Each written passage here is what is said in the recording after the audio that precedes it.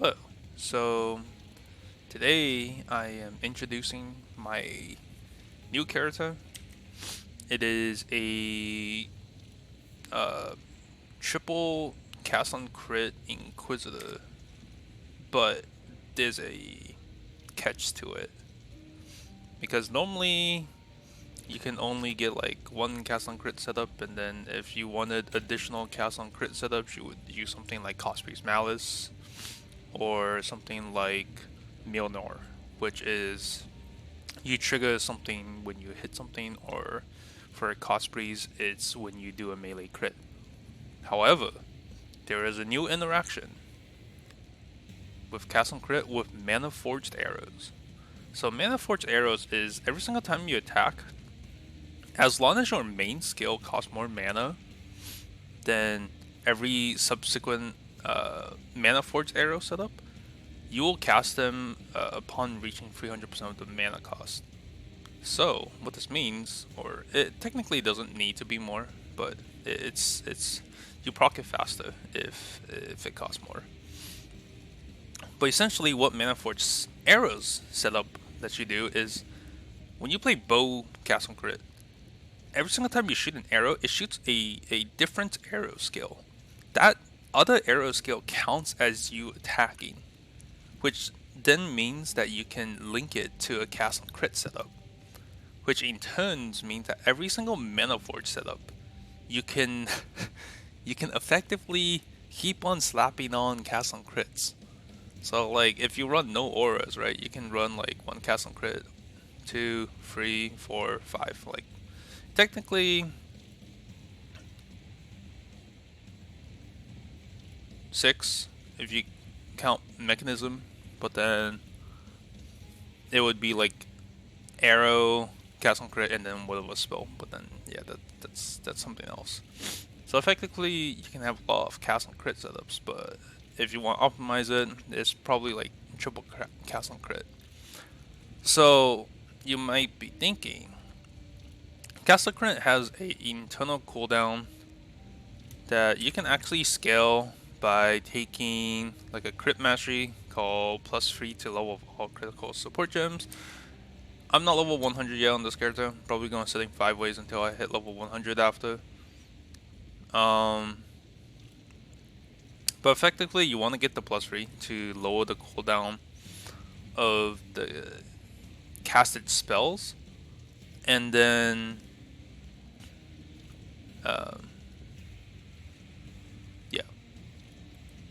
yeah, that's pretty much it. This character does not have his 4th ascendancy. The 4th ascendancy will be Augury of Penitence, which just means that nearby enemies take 16% more damage. I don't really care about the less elemental damage because I'm using the new like OP combo, which is Blood Notch, which is 60% of damage taken from stunning hits is recovered as life. You take a immutable force combined with life recoup, so this is 24% and then 6% here, so that's 30%. You combine it with a level 2120 petrified blood, and suddenly you're hit immune for whatever reason. GG thought this was an okay thing to add to the game, but you'll die to one shots. That's pretty much it.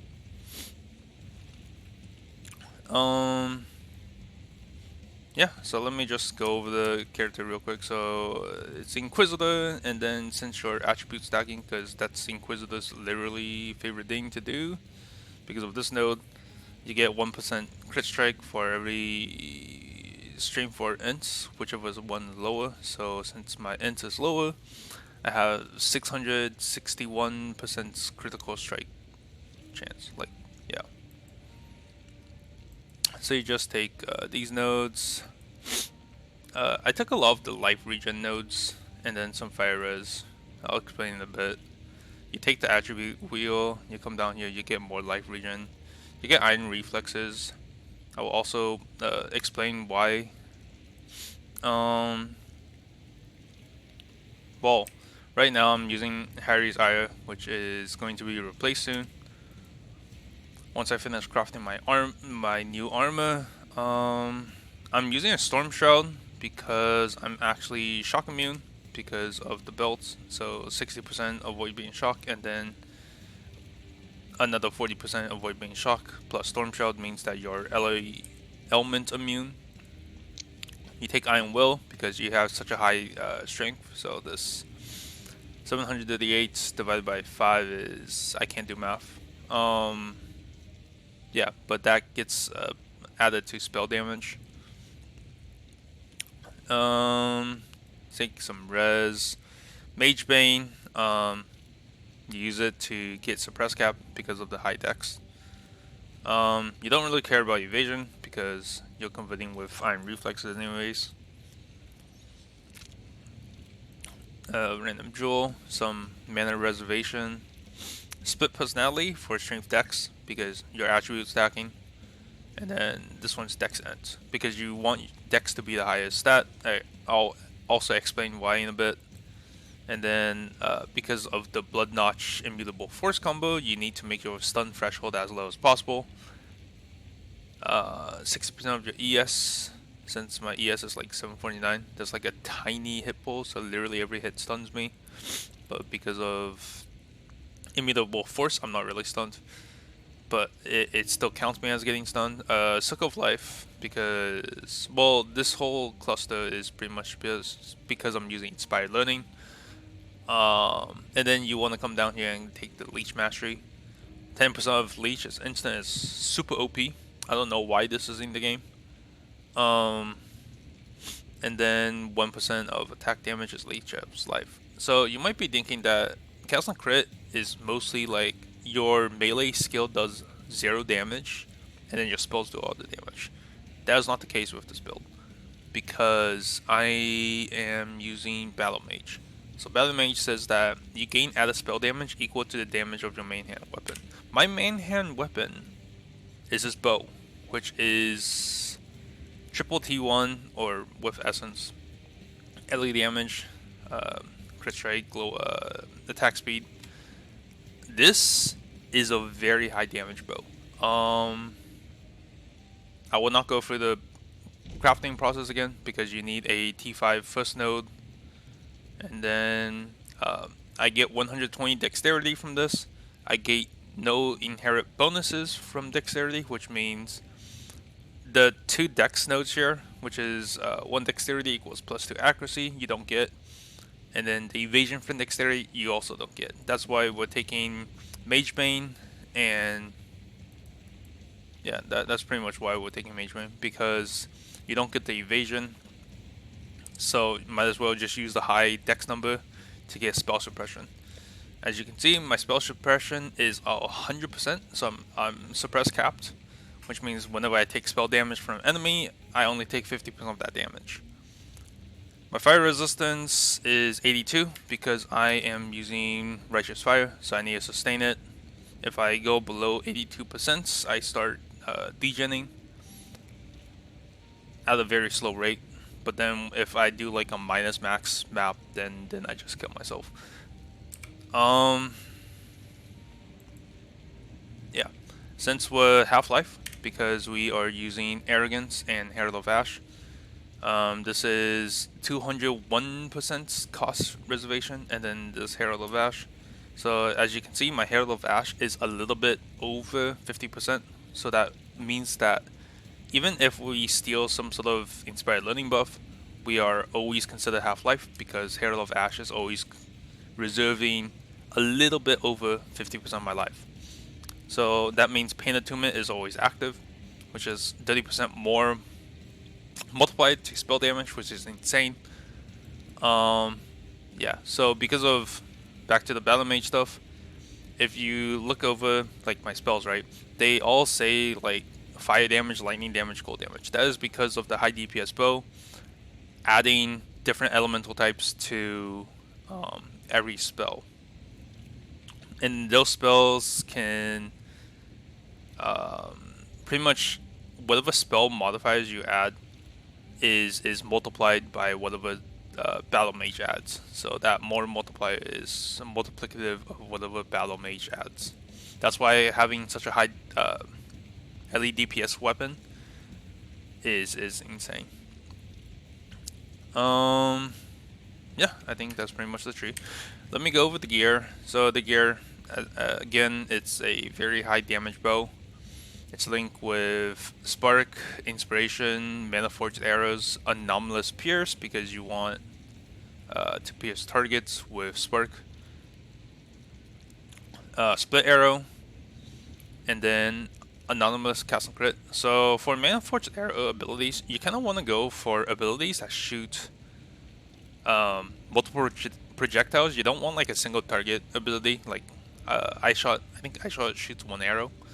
You kind of just want a bunch of arrows to flood your screen because each separate instance of arrow procs procs cast and crit. So that means normally in cast and crit setups you have to worry about like your attack speed matching the cooldown. With arrows, you don't really care because each projectile has its own instance of proccing cast and crit.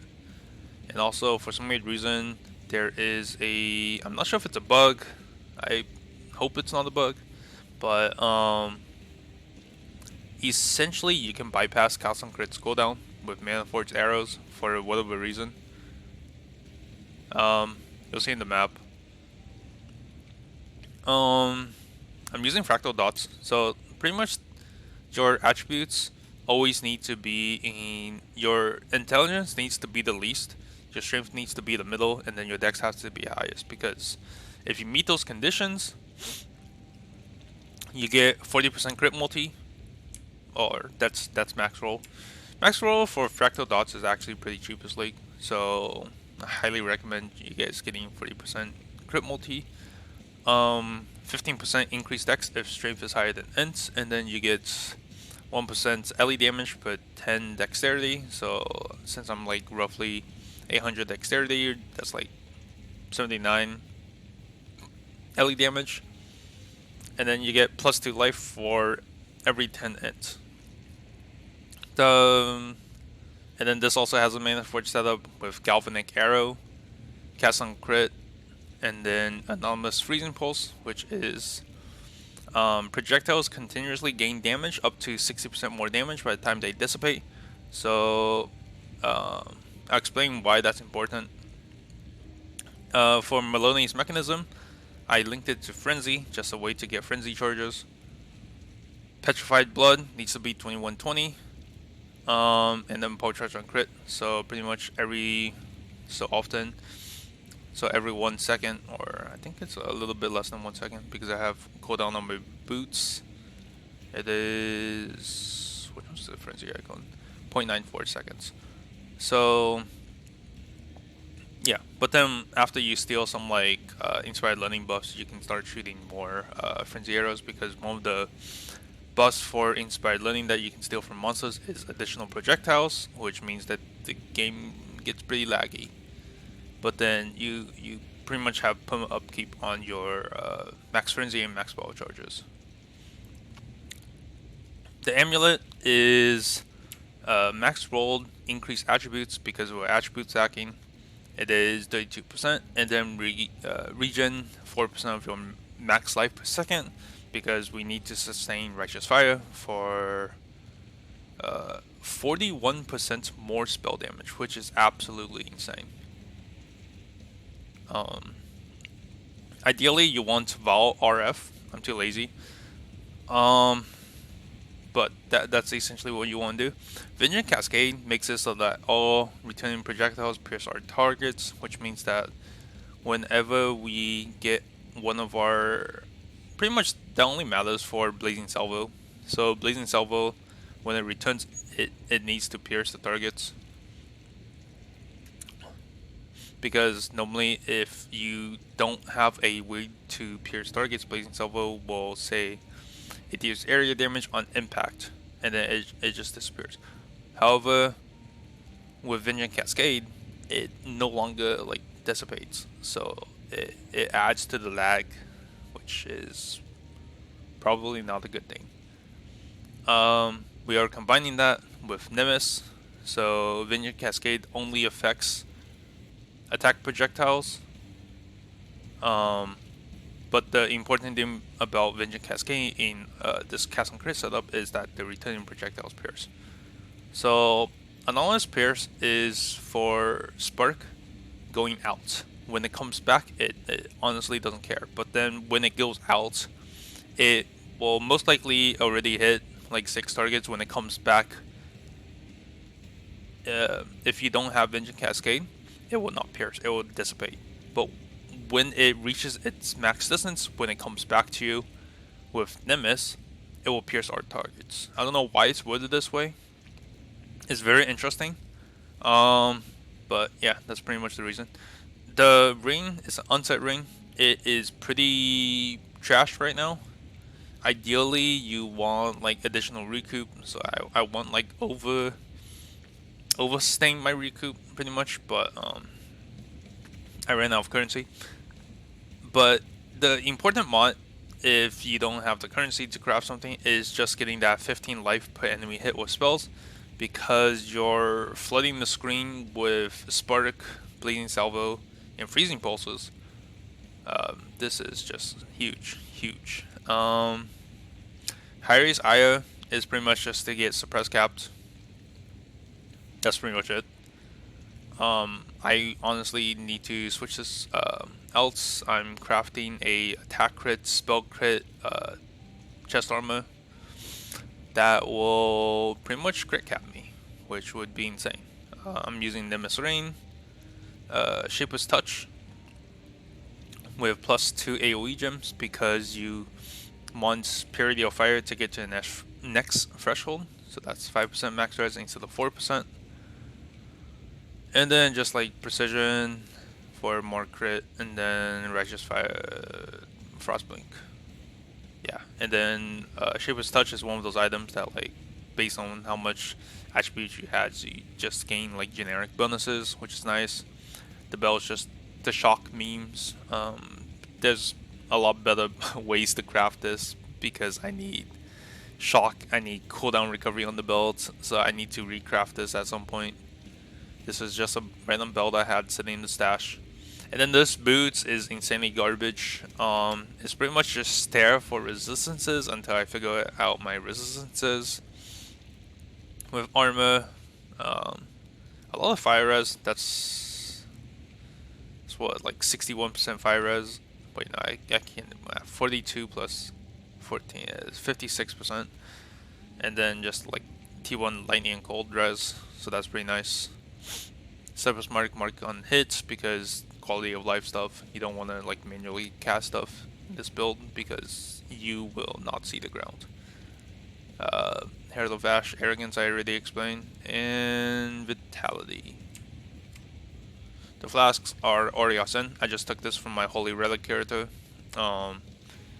This gives enemies you kill a chance to explode, which means that it should help technically. It realistically doesn't help, but having the all res is nice to have, so it's whatever. I'm using a LE res movement flask because the all res from a bismuth flask and then just all res on a generic flask is quality of life when you're just clicking random altars and you're not reading them, because a lot of the blue altars say like you have minus cold and minus lightning res. This one is just a diamond flask with a chance to free shock and ignite. So that's important because in this build you're always freezing, you're shocking, and you're igniting because all your spells and all your attacks all do cold, fire, lightning because of the interaction with a tri-LE bow and Battlemage. This one is just a fire flask. And then Azeri's Promise because my chaos resistance is pretty bad. Even with this flask, I'm at 22%. Ways to fix it: I need to get Queen of Great Tangle, which is 40% chaos resistance against damage over time. That'll be a huge quality of life in mapping. I am too lazy to go get that. I'll probably get that after this video, but ideally you want to get that. And then you want enemies hits recently have 50% reduced life regen. Because if you're running like a delirious map with consecrated ground and you don't have a way to reduce their life regen, and you flood the screen and they don't die like you're against CoC, the game crashes. Simply put. So let me show a map. Let's do cemetery. See, I am broke right now, but that'll change. Exposure totems. Show.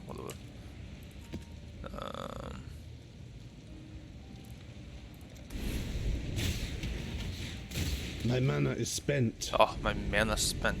But that's okay because we have instant leech. So instant leech pretty much fixes any mana problem during mapping. This build is bright. I must have time to gather my will. Oh, wow. Oh, wow. Oh, wow.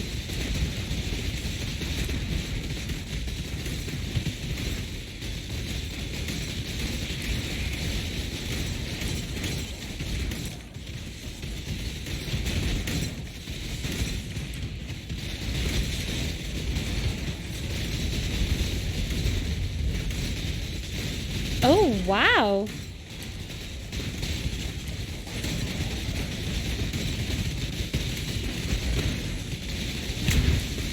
Oh, wow.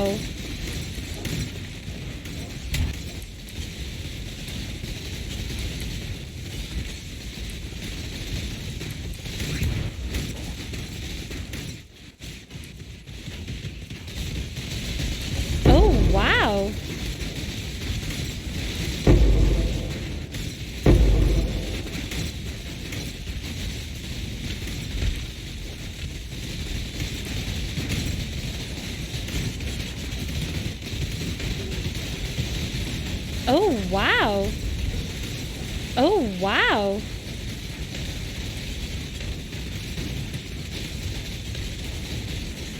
Oh, wow.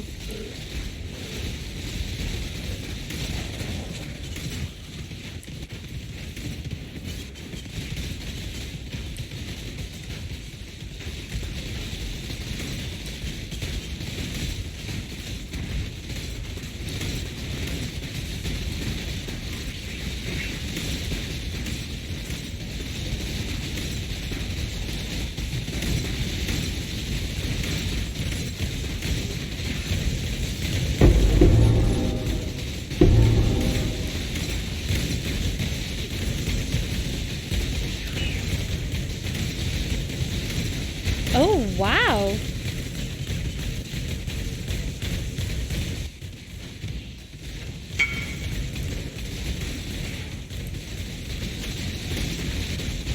Easy returns.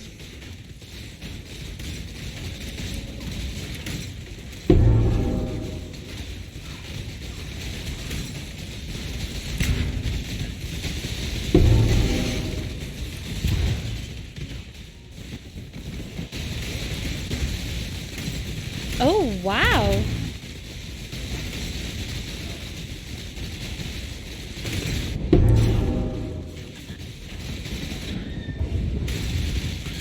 Oh, wow.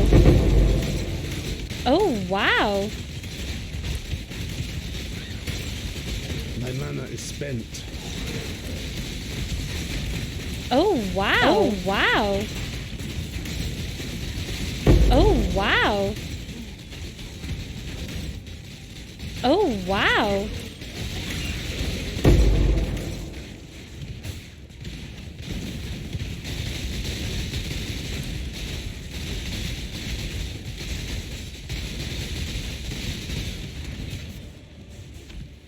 But yep, that's pretty much the build. It is bright. I still need to pretty much crit cap on POB. I believe I'm at 74% chance to crit, which means that it's not even 100% yet. With my new body armor crafted, I'll hit crit cap both on spells and attacks. So that means 100% uptime on cast and crit. and the build will probably crash my instance. But that is the build. Hope you guys like it. Yeah. Probably my next steps is just getting Augury of Penitence, getting Chaos Res against Legion. Yeah, I think that's it. And then finish crafting my body armor, my belts, because you want cooldown recovery for both Manaforged arrows, because Manaforged arrows has its own breakpoints, but it doesn't even follow it because of Consecrate for whatever reason.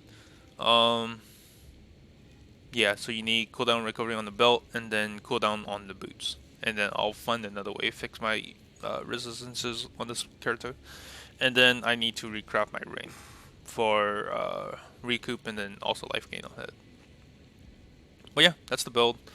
I will catch you guys next time in the next build update. And yeah, stay safe.